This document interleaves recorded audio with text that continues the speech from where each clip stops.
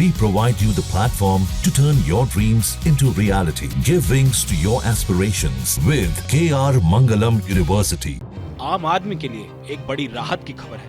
केंद्र सरकार जल्द ही घी, मक्खन, जूते, चप्पल और स्टेशनरी जैसे रोजमर्रा की चीजों को सस्ता कर सकती है।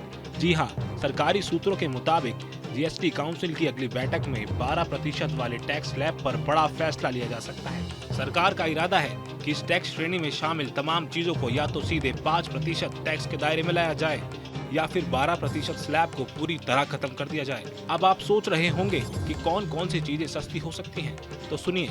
घी, मक्खन, प्रोसेस्ड फूड, छाता, बर्तन, गीजर, सिलाई मशीन और आयरन के दामों में सीधा कमी आएगी। वहीं 1000 से ऊपर के कपड़े और 500 से 1000 के बीच के जूते चप्पल भी सस्ते हो सकते हैं। अब सरकार के इस संभावित फैसले पर एक्सपर्ट का क्या कहना है? बहुत समय से मांग थी कि जीएसटी के जो रेट्स हैं वो गिनती में बहुत ज्यादा है। 0, 5, 12, 18, 28 और सेस मिला के स्पेशल आइटम सिन गुड्स पे एक और रेट बन जाता है। तो इन रेट्स की गिनती को कम करने की उम्मीद लोग करके बैठे थे और अब ऐसा उम्मीद की जा रही है कि शायद फिटमेंट कमेटी जीएसटी काउंसिल की इन रेट्स में कुछ फेरबदल करे। और सबसे ज्यादा उम्मीद की जा रही है 12% में जो आइटम्स आते हैं, जिसमें अगर हम मुख्यतः देखें तो फूड के आइटम्स हैं और कुछ रोजमर्रा के इस्तेमाल की चीजें हैं। अगर रोजमर्रा के इस्तेमाल की बात की जाए तो उसमें टूथ पाउडर हो गया, उसमें छतरी हो गई, उसमें स्यूइंग मशीन हो गई, उसमें टूथपेस्ट हो गई। ये आप रोज जो इस्तेमाल करते हो। खाने पीने की चीजों में देखें तो बटर है, घी है, इस टाइप के पैकेज्ड फूड है, नमकीन है, ये आइटम 12% में आते हैं।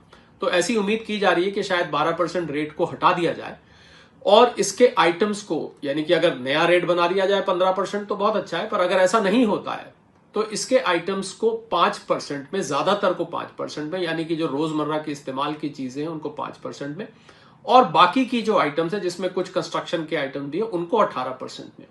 तो मुझे ऐसा नजर आता है कि अगर ज्यादातर आइटम्स खाने के और रोजमर्रा के इस्तेमाल के 5% में आते हैं तो इससे महंगाई पर फर्क पड़ेगा।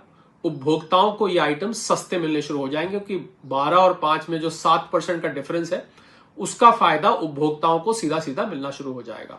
तो जीएसटी काउंसिल की मीटिंग, जो कि पिछली बार दिसंबर में हुई थी, काफी दिन से नहीं हुई है। ऐसी उम्मीद लगाई जा रही है कि ये मीटिंग शायद इस महीने में हो, और अगर हो तो हो सकता है कि लंबी पेंडिंग पड़ी हुई डिमांड, तो 12% के आइटम्स को इनको या तो नया स्लैब बना के 15% कर दिया जाए। अगर ऐसा नहीं होता है तो ज्यादातर आइटम 5% में चले जाएं और बाकी के 18% में चले जाएं। कुल मिला के उपभोक्ताओं का इसमें फायदा मुझे नजर आता है। इस फैसले से सरकार पर 40,000 से 50,000 करोड़ का वित्तीय दबाव जरूर पड़ेगा, लेकिन सरकार का मानना है कि अगर चीजें सस्ती होंगी तो खपत बढ़ेगी, खरीदारी बढ़ेगी और धीरे धीरे टैक्स से मिलने वाली कमाई बढ़ जाएगी।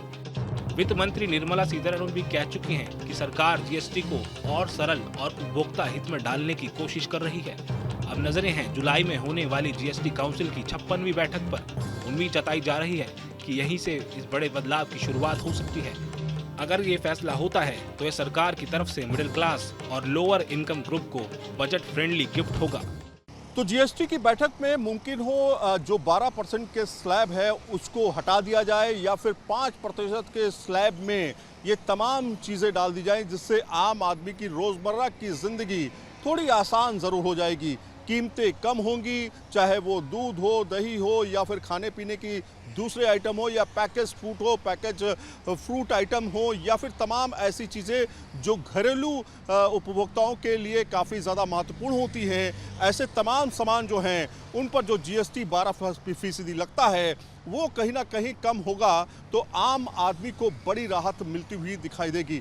देखना ये होगा कि 56वीं जीएसटी काउंसिल की बैठक में ये निर्णय लिया जाता है या नहीं।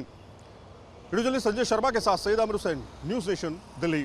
जहां भक्ति है हर शब्द में, कथाओं में छुपे हैं दिव्य रहस्य और ज्योतिष देता है जीवन को दिशा। धर्म से जुड़ी हर बातों को जानने के लिए हमारे चैनल स्तुति को सब्सक्राइब करें। चैनल पर जाने के लिए इस लिंक पर क्लिक करें।